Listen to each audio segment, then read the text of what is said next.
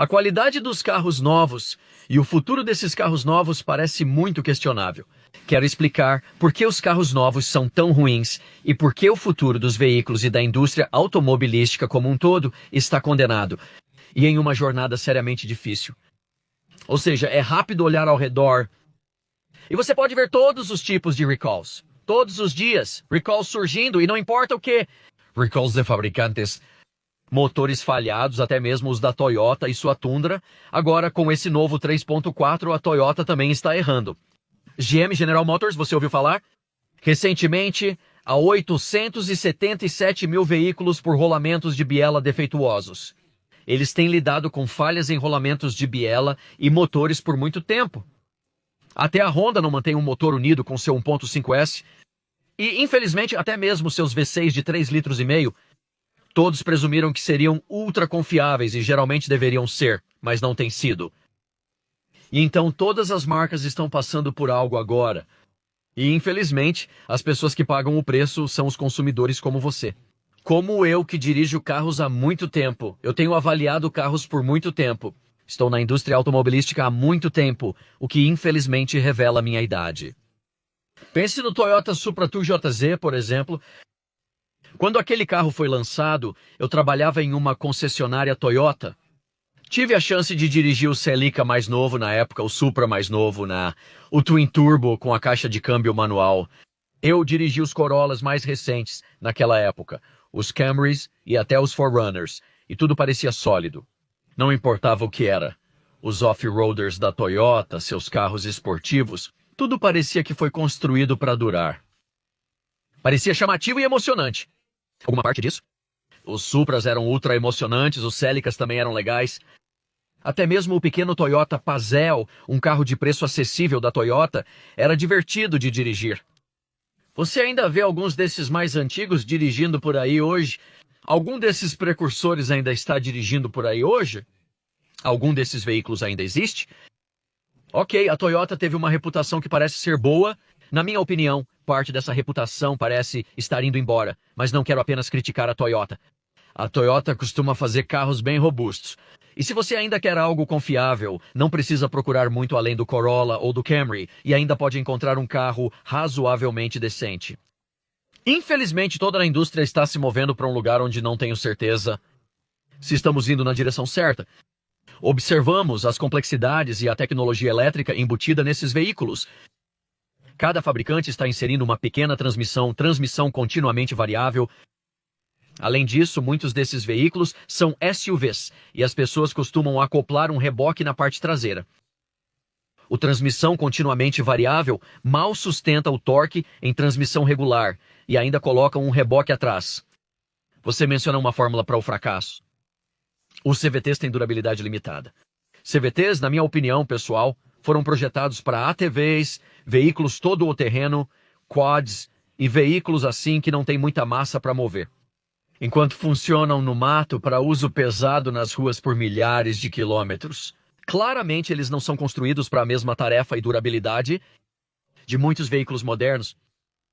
Então, por que muitos fabricantes estão usando CVTs, Hondas, até mesmo Toyotas, Nissans? Você pode quase nomear quase todos os fabricantes e eles estão usando CVTs em alguns de seus veículos menores. Por que eles estão fazendo isso? Bem, eles tentam te convencer com a ideia de que são mais eficientes, eles tentam te dizer que vão te ajudar a economizar combustível. Eles são mais eficientes, proporcionando maior potência no solo e menos perda na transmissão, sendo realmente melhores em termos de desempenho. Mas muito disso é suor, basicamente barulho. Pela minha experiência, dirigi muitos veículos com todos os tipos de transmissão, CVTs e diferentes motores. E se tem uma coisa que eu posso te dizer honestamente, minha experiência tem sido com CVTs. Chato. E eles zumbem, e eles gemem e fazem barulho, e isso em um bom dia. Num dia ruim, fumam. Eles acendem a luz de verificação do motor, e logo em seguida você está rebocando o veículo apenas para conseguir um. Para um orçamento do revendedor de cerca de 6 a 7 mil dólares para uma nova transmissão, na minha opinião, não é um bom sistema. Eles continuam construindo esses porque é fácil, como usar um cortador de biscoitos. Eles colocam esses sistemas menores em muitos veículos pequenos, pois cabem em pacotes compactos. E sim, enquanto eles perseguem o objetivo final é a eficiência de combustível, não a longevidade. Eles não se importam com isso. Esses fabricantes estão colocando isso lá para números no papel. Agência de Proteção Ambiental, você sabe, as agências de proteção estão lá fora, os ambientalistas estão lá para falar sobre como podemos salvar o planeta.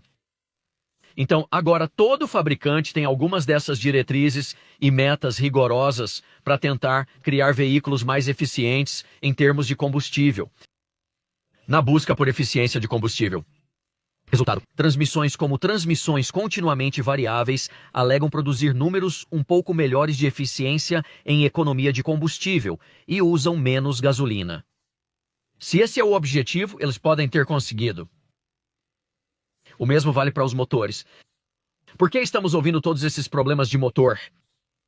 Todo fabricante, seja Honda e Toyota e seus 5.6 e Honda e seus 5.6, e 1,5 segundos, e 1,5 segundos, e os veículos EcoBoost e EcoSport. Eles usam uma bomba de óleo acionada por correia e submersa em óleo como sistema de sincronização. E é um trem de força pequeno e frágil. Mesmo assim, eles produzem e as pessoas compram esses produtos. Por que isso está acontecendo? Por que estamos vendo cada vez mais dessas ofertas de lojas de $1 acabando nos pisos das concessionárias? E o mais importante, por que as pessoas estão comprando isso? Eu creio que é um caso de pessoas que não sabem o que é melhor.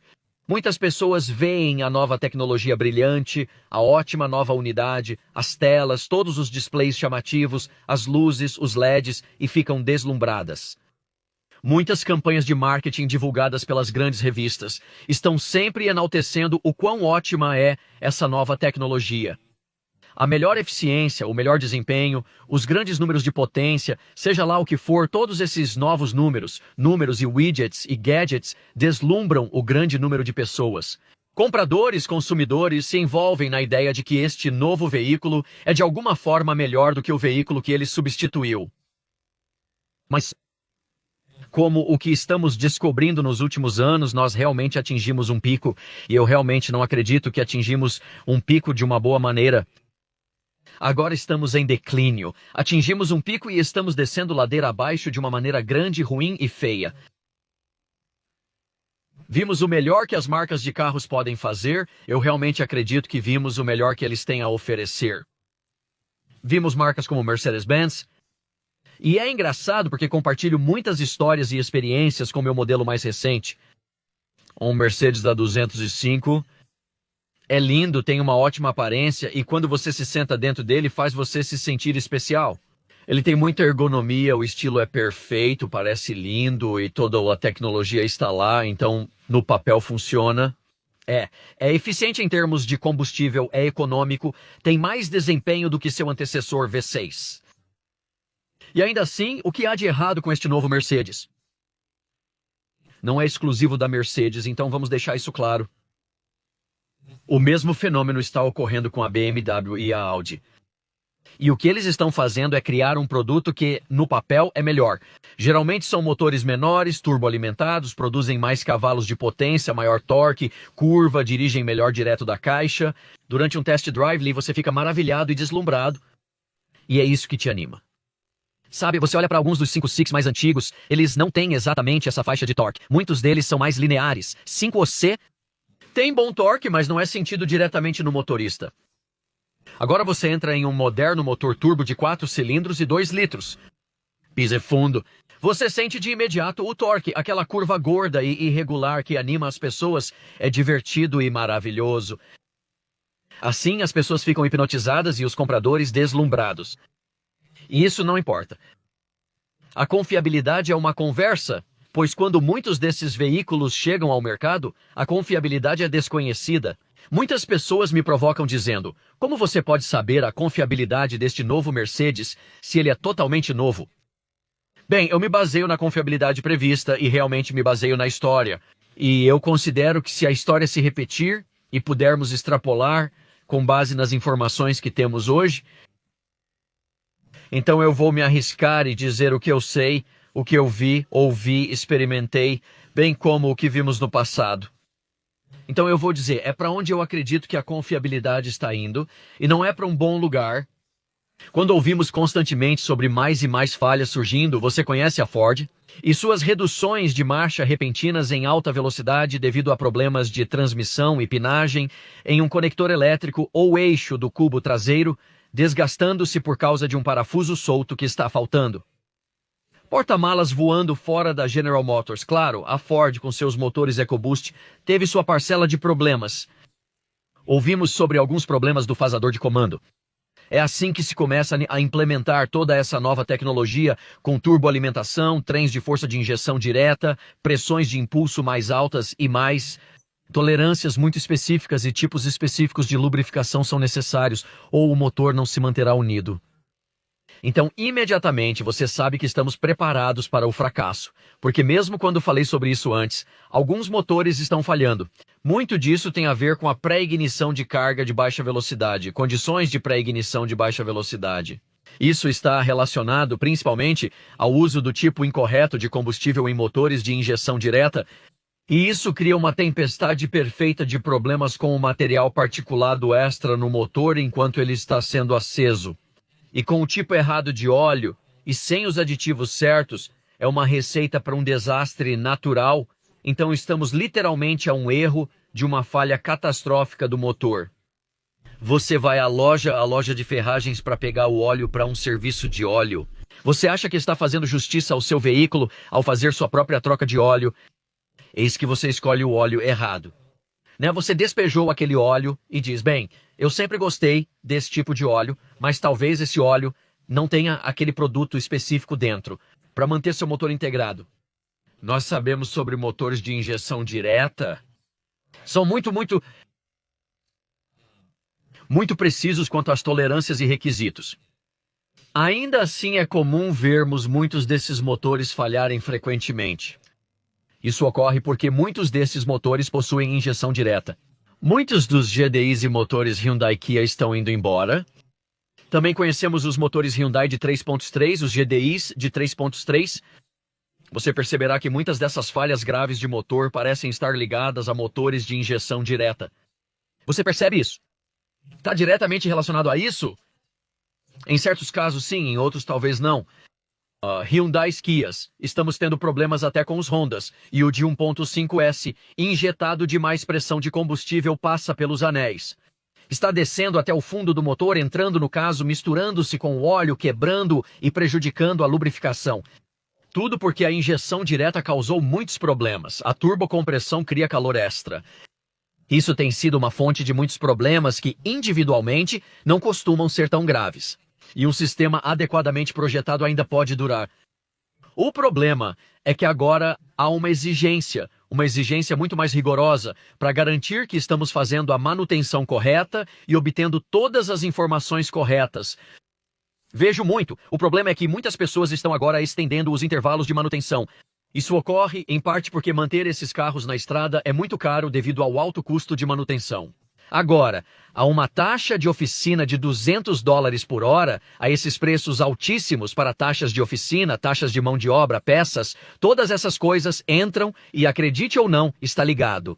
Proporções epidêmicas é outra razão-chave porque muitos desses veículos não estão durando agora. Porque eles são tão complicados, porque estão usando peças tão caras, componentes tão técnicos. E, por causa da pura taxa de loja e do custo de propriedade, muitas pessoas, infelizmente, estão pulando a manutenção ou talvez fazendo algumas delas por conta própria. Talvez eles não devessem estar. Sempre defendo o faça você mesmo, mas é preciso ter cuidado e fazer o dever de casa. Em certos casos, as pessoas preferem apenas passar pelo Jiffy Lube, sem chamar muita atenção, com o perdão do trocadilho. Qualquer um dos lugares de lubrificação rápida que farão a troca do seu óleo em 20 minutos e você entra, sai dirigindo. Muitos deles fazem um trabalho incrível. Alguns deles, como os que mencionei anteriormente, eu frequento há anos com alguns dos meus velhos carros. A verdadeira questão é, muitas dessas empresas fazem as coisas certas? Eles utilizam os produtos e químicos necessários para a durabilidade do seu veículo? Não sei, acho que você teria que pesquisar. Então, tudo aquilo que estou dizendo é que estamos recebendo veículos que são muito mais precisos em termos de tolerâncias. A demanda por produtos específicos, muito específicos, como o tipo de óleo e os aditivos, é muito exigente agora em algumas dessas práticas de manutenção agora, é claro, também são um grande problema. Muitos desses fabricantes sabem de uma coisa e toda a sua infinita sabedoria estão dizendo, olha, sabe nós, vamos vender para você este pacote de manutenção, que inclui serviços gratuitos de óleo, velas de ignição e todas as verificações básicas. Faremos isso por 3 a 5 anos e pode custar um pouco mais de milhares de reais. E você pensa, Eila, isso é ótimo, e sabe de uma coisa? Pode parecer bem e bom, mas o que eles fazem é projetar muita manutenção, seus folhetos baseados nisso. Muitas pessoas me disseram que não é mais necessário trocar o óleo a cada 3.000 milhas. Isso é absurdo, sabe o que eu sou? Eu venho de um lugar onde sou um pouco a moda antiga. Eu entendo a premissa por trás dos óleos sintéticos e dos óleos melhorados, e o desempenho do óleo, e os aditivos extras, e os motores melhores, e as viscosidades mais baixas e mais altas, e a diferença, eu entendo. Parte do problema, no entanto, é quando muita coisa é baseada nos contadores fazendo os cálculos, você vê, atualmente temos cronogramas de manutenção pelos quais você paga.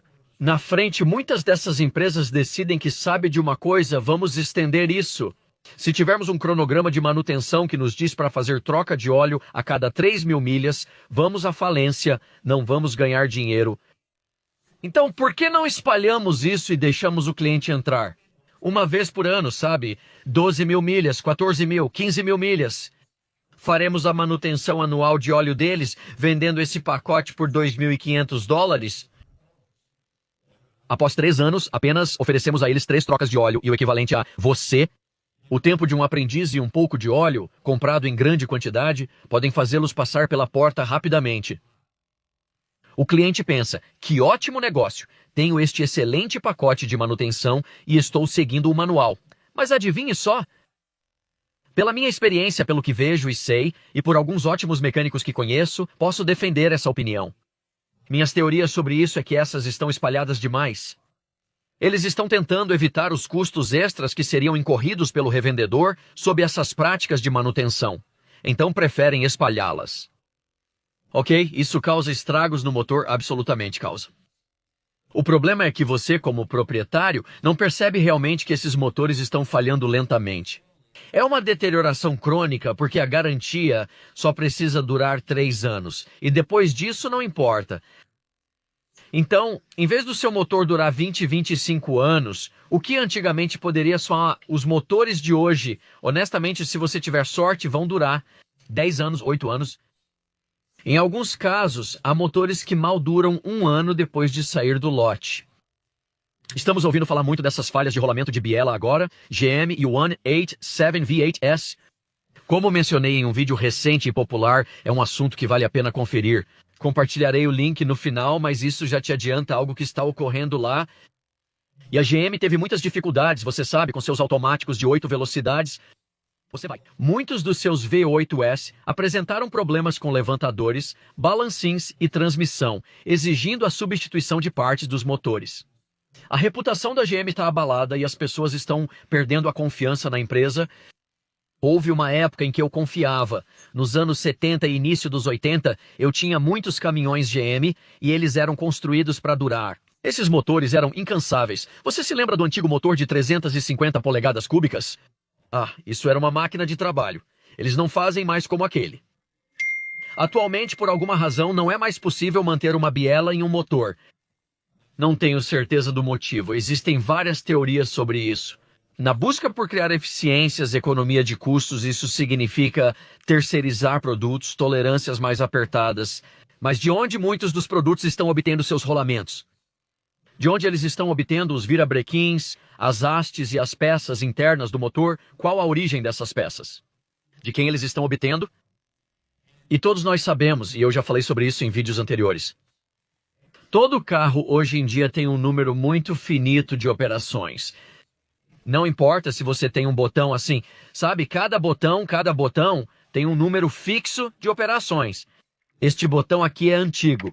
Ele pode realmente funcionar para centenas de milhares de operações. Se eu fizer isso o dia todo, provavelmente ainda estará bom no final disso.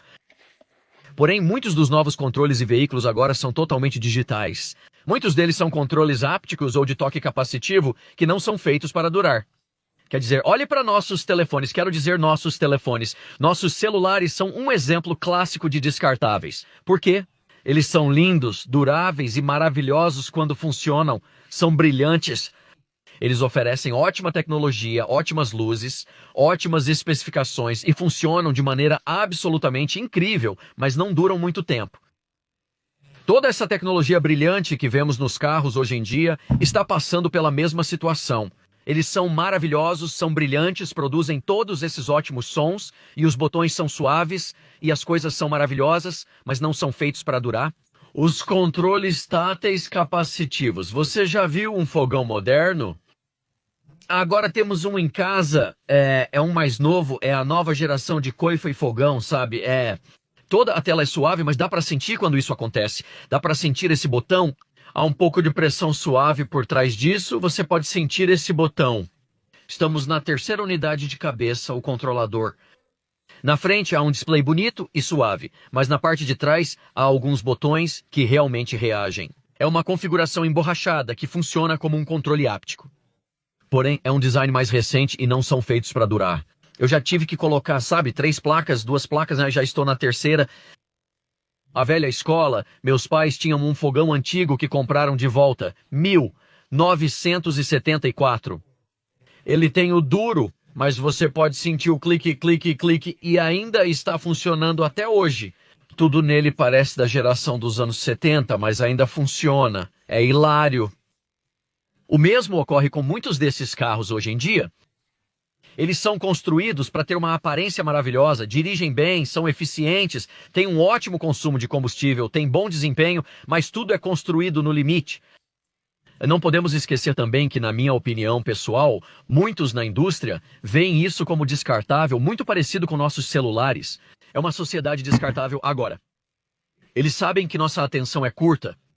Olha aquele brinquedo novo e brilhante ali. Uau, é isso, temos um curto período de atenção. É uma coisa cultural. Agora está se tornando a expectativa de ter um veículo durar de 3 a 5 anos, só isso. Esqueça, troque por outro brinquedo novo e brilhante. É apenas onde estamos como cultura e sociedade. E os fabricantes estão à altura da ocasião. Por quê? Se queremos construir algo duradouro por 30 anos, por que trabalhar até nos colocarmos fora do negócio? Não, vamos construir algo que dure 1 ou 2 anos além da garantia. E então a expectativa é que alguém voltará procurando algo novo, brilhante e fresco e que tenha um desempenho melhor. O veículo deles ficará desgastado e esgotado de novo. Algumas pessoas vão discutir comigo e dizer, bem, sim, as coisas novas são construídas melhor e são feitas para durar mais tempo. É construído para durar tanto quanto os engenheiros projetam para durar. Deixe-me colocar dessa forma, quero dizer, pense em todos esses motores antigos, ok? Pense Chevy, Dodge Rams, os Fords de antigamente, você conhece os antigos Fords, e você pensa nos motores antigos. Um 460 ou um 351. Lembra do antigo Cleveland 351? Ou o 350 Chevy, ou os Fords e Rams? Você não tem o 318 ou o 360S. Eles eram cavalos de trabalho. Esses motores não morriam porque eram de um tempo mais simples. Eles não eram muito estressados e mesmo sob pressão ou sendo forçados a trabalhar mais, ainda assim tolerariam a situação. O fator de serviço era muito alto em muitos desses antigos motores V8. Por que não podemos fazer isso de novo? Bem, a verdade é que provavelmente podemos. Mas por que faríamos isso? Por que os fabricantes criariam motores e veículos que não enferrujam? Os motores são eternos, as transmissões robustas e inquebráveis, e a parte elétrica é simples, para que nunca falhem e você não precise levá-lo para verificar luzes estranhas do motor. Se fizessem isso, não estariam no negócio. É bem simples, é bem direto. Quer dizer, quando você olha para os recalls de todas as marcas, todos os fabricantes estão tendo problemas agora.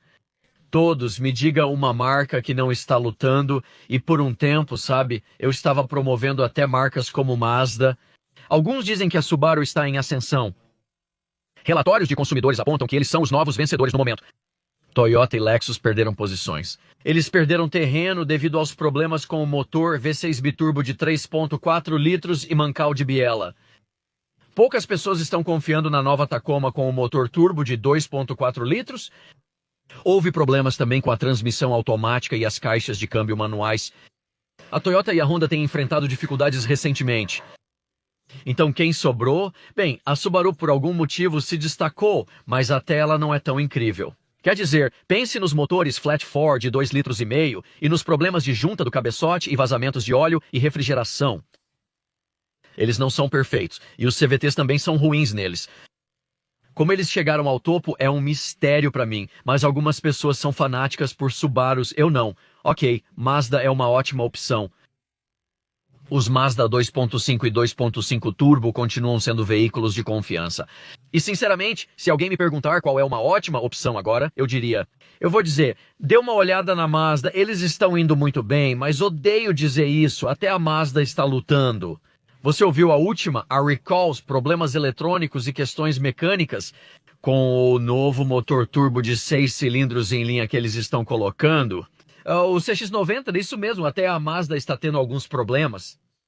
Então todas as marcas nacionais, Ford, GM, esperamos que as três grandes tenham problemas, e elas sempre tiveram problemas e continuam a não nos decepcionar nesse aspecto. Nós sempre entendemos. Foi tão ruim que todos eles foram resgatados pelo governo em algum momento apenas para manter as pessoas empregadas. Bem, claro, é um jogo econômico e, em alguns casos, postura política. Seja como for, muitas dessas marcas continuam persistindo e permanecem competitivas, além do fato de que os impostos sobre frango as mantiveram no negócio. Bem, aqui estamos nós. Temos uma sociedade do descarte. As pessoas não se importam em manter seus veículos por mais de 3 ou 4 anos. Fabricantes estão reduzindo custos, como a GM, que está usando cola em vez de parafusos nas dobradiças, exemplificando onde é possível aparar e simplificar para economizar. Bem, se forem itens superficiais assim, então até mesmo a Ford reduzindo o número de peças individuais em seu novo F-150 de 2025 em 2.400 peças a menos do que era no ano anterior. Como eles conseguem tantas peças a menos? O veículo ainda funciona da mesma maneira. Bem, é uma simples questão de menos é mais e mais modularidade. Então, em vez de ter 5 partes nesta coleção de unidades para fazer parte, digamos, do seu recirculação dos gases de escape ou do seu sistema de combustível, eles podem combiná-lo em um grande componente modular. Se uma pequena parte falha, é necessário trocar a peça inteira. Em vez de custar $500, pode custar $3.800. É o futuro, modular e descartável. É para onde a indústria está se direcionando. Tecnologia de eletrônicos complexos. Isso é impulsionado, em parte, pela manufatura, regulamentos para reduzir emissões de CO e regulamentação de limite de emissões. Falamos sobre o problema do carbono e isso é um grande impulsionador. Outro grande impulsionador são os EVs. E enquanto alguns promotores de veículos elétricos estão dizendo, sim, é a salvação suprema dos veículos elétricos e das emissões. Como você tira todo esse produto do solo para minerar? São grandes veículos e motores a diesel, além de linhas de arrasto para extrair o produto do solo, seguido do processo de fabricação. Claro, o uso final é bom, mas ainda é para carregá-lo. Atualmente, muitas dessas instalações ainda são movidas a carvão para criar e gerar energia. Então não há como obter energia gratuita neste jogo. Acredito em escolha e muitas pessoas também adoram essa ideia. Então, agora ouvimos que os mandatos estão sendo removidos nos Estados Unidos da América e no Canadá. Eles ainda estão avançando, mas a linha de fundo é que a escolha ainda é, em última análise, a melhor. O problema é, há uma coisa que não temos opções de escolha, e isso parece ser a confiabilidade. Independentemente do que digamos, estamos recebendo veículos cada vez mais complicados, tecnologicamente avançados e cheios de sinos, botões e apitos. Então, isso apenas significa mais probabilidade de falha, e quando esses veículos falham, o lado oposto é, com taxas de oficina de R$200 a R$250 por hora, o serviço está se tornando menos acessível para o comprador médio. A maioria das pessoas decide se livrar ou trocar. pois não pode se dar ao luxo de manter algo fora da garantia. Por que você acha que tantas pessoas estão decidindo ficar com seus veículos mais antigos? São veículos mais antigos das décadas de 70, 80 e início dos anos 90, como GMs, Fords e até mesmo antigos Rams. Eles são apenas simples. Talvez eles não sejam o melhor veículo e ainda tenham lacunas no painel pelas quais uma criança pequena poderia passar. Mas o ponto é que ao menos podemos consertá-los. As pessoas buscam simplicidade em um nível gerenciável por si mesmas, com o custo de vida ficando fora de controle. Veja, com esses veículos excessivamente complexos, aos quais estamos essencialmente expostos diariamente e que estão ficando cada vez mais complicados. A cada dia, semana e mês, simplesmente surgem menos oportunidades para cuidarmos desses veículos por nós mesmos. Houve um tempo em que você podia mexer em um veículo e substituir uma bomba d'água ou termostato no seu carro antigo. Você conseguia fazer isso de forma barata e fácil em uma tarde. Hoje não é tão simples. Me encontrei sob o capô de um BMW, onde havia uma bomba d'água elétrica e um termostato, todos parafusados juntos, enterrados sob muitas peças. Era necessário remover o subchassi e a parte inferior do motor, acessando-o por baixo. Levei cerca de 8 horas para concluir o trabalho. Absolutamente horrível. E eu me considero um faz-tudo acima da média. E mesmo assim considerei isso bem desafiador. Então, os veículos não são mais simples de se trabalhar. E é por isso que as pessoas têm medo de possuir um veículo fora da garantia. Por isso elas compram novos. E daí surge esse ciclo vicioso de criar produtos que não precisam ser confiáveis, eles não precisam durar para sempre porque ninguém espera que eles durem.